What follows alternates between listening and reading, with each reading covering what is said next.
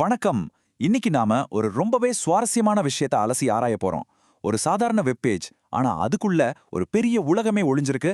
ஒரு சின்ன துப்ப வச்சு ஒரு பெரிய மர்மத்தையே தீர்க்க போற மாதிரி வாங்க ஆரம்பிக்கலாம். இந்த வரிய பாருங்களேன், ஏதோ சம்பந்தமே இல்லாம எங்கிருந்தோ எடுத்த ஒரு டிஜிட்டல் தடயம் மாதிரி தெரியுது இல்லையா? இதுதான் நம்மளோட ஸ்டார்டிங் பாயிண்ட். மேலோட்டமா பார்க்கும்போது அர்த்தமில்லாத மாதிரி தோன்ற இந்த வரி நமக்கு என்ன சொல்ல வருது? இதுதான் இன்னைக்கு நம்ம முன்னாடி இருக்கிற புதிர். இந்த ஒரு பேஜ்ல இருக்கிற க்ளூஸ மட்டுமே வச்சு இதுக்கு பின்னால இருக்கிற கதைய நாம ஒன்னா சேர்ந்து கண்டுபிடிக்க போறோம். சரி, நம்மளோட இந்த டிடெக்டிவ் வேலையை தொடங்கலாமா? இப்போ நாம பார்க்கறது வெறும் வார்த்தைகளோட குவியல் கிடையாது. இது வாட்ஸ்அப்போட அந்த பெரிய டிஜிட்டல் உலகத்துக்கே ஒரு மேப், ஒரு ப்ளூ பிரிண்ட்னு கூட சொல்லலாம். நம்ம வேலை என்னன்னா, இந்த ப்ளூ பிரிண்ட்டை சரியா படிச்சு அது என்ன சொல்ல வருதுன்னு புரிஞ்சுக்கிறது தான். இங்க பாருங்க, காலிங், செக்யூரிட்டி, ஃபார் பிசினஸ், சேனல்ஸ்னு ஏகப்பட்ட வார்த்தைகள். ஒரே குழப்பமா இருக்குல்ல?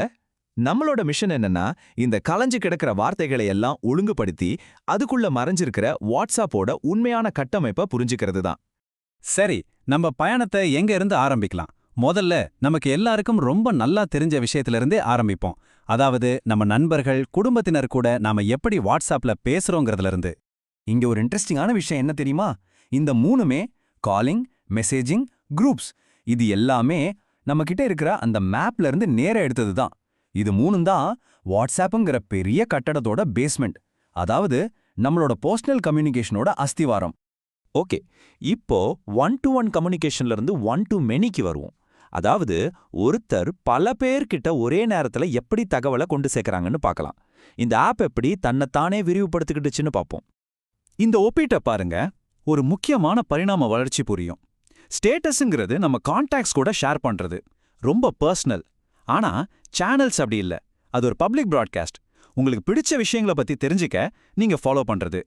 இந்த ஒரு சின்ன மாற்றம் வாட்ஸ்அப்பை ஒரு பர்சனல் சேட் ஆப்ல இருந்து ஒரு பப்ளிக் ப்ராட்காஸ்ட் பிளாட்ஃபார்மா எப்படி மாத்துதுன்னு பாருங்க. சரி, இப்போ அடுத்த கட்டத்துக்கு போலாம். இந்த ஆப்போட இன்னொரு முகம் பிசினஸ், ஆமா வர்த்தகம். அதுக்கான தடயங்களை இப்போ ஆராய்வோம்.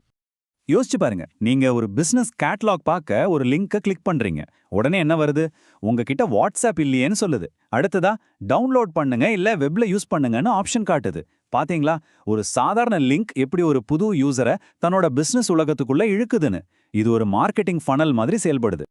ஆக இங்க ரொம்ப முக்கியமான விஷயம் என்னன்னா, இந்த ஒரே பேஜ் ரெண்டு விதமான ஆடியன்ஸ் கிட்ட ஒரே நேரத்துல பேசுது.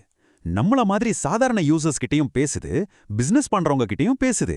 இது ரெண்டு பேருக்கும் நடுவுல ஒரு பாலமா இருக்குங்கிறத இந்த வார்த்தைகள் நமக்கு தெளிவா காட்டுது. ஓகே, இப்போ கடைசி ஆனா ரொம்ப ரொம்ப முக்கியமான ஒரு விஷயத்தை பத்தி பேச போறோம். இந்த முழு அமைப்பையும் ஒன்னா பிடிச்சு வச்சிருக்கிற அந்த அஸ்திவாரம், அதுதான் பாதுகாப்பு அண்ட் நம்பிக்கை. இதெல்லாம் வெறும் பேஜுக்கு கீழே இருக்கிற லிங்க்ஸ் மட்டும் இல்ல. இது வாட்ஸ்அப் நமக்கு கொடுக்கிற ஒரு உத்தரவாதம், ஒரு ப்ராமிஸ். நீங்க பர்சனலா பேசினாலும் சரி, சேனல் பார்த்தாலும் சரி, பிசினஸ் பண்ணாலும் சரி, நீங்க சேஃபா இருப்பீங்கன்னு சொல்றாங்க. மெட்டா ஏஐய பத்தின குறிப்பு எதிர்காலத்திலயும் இந்த பாதுகாப்பு தொடரும்னு நமக்கு ஒரு நம்பிக்கையை கொடுக்குது. அப்போ நாம இவ்வளவு நேரம் பார்த்ததை வச்சே ஒரு முடிவுக்கு வரலாம். நாம அலசி ஆராய்ஞ்சது வெறும் ஒரு மெசேஜ் அனுப்புற ஆப் கிடையாது, அதுக்கும் மேல.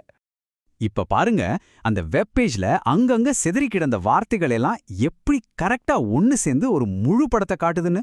ஒரு தனிப்பட்ட தொடர்பாளர், ஒரு பொது ஒளிபரப்பு தளம், ஒரு வர்த்தக சந்தை, இது எல்லாத்துக்கும் கீழே நம்பிக்கையான ஒரு அடித்தளம்.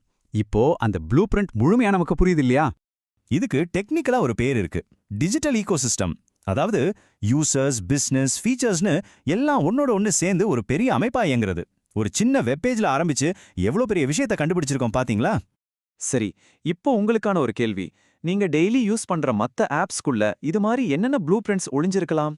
இன்னும் முக்கியமா, அந்த ப்ளூ பிரிண்ட்ஸ் உங்களை எப்படி வழிநடத்துதுன்னு என்னைக்காவது யோசிச்சு பார்த்திருக்கீங்களா? யோசிச்சு பாருங்க. இந்த அலசலை கேட்டதுக்கு ரொம்ப நன்றி.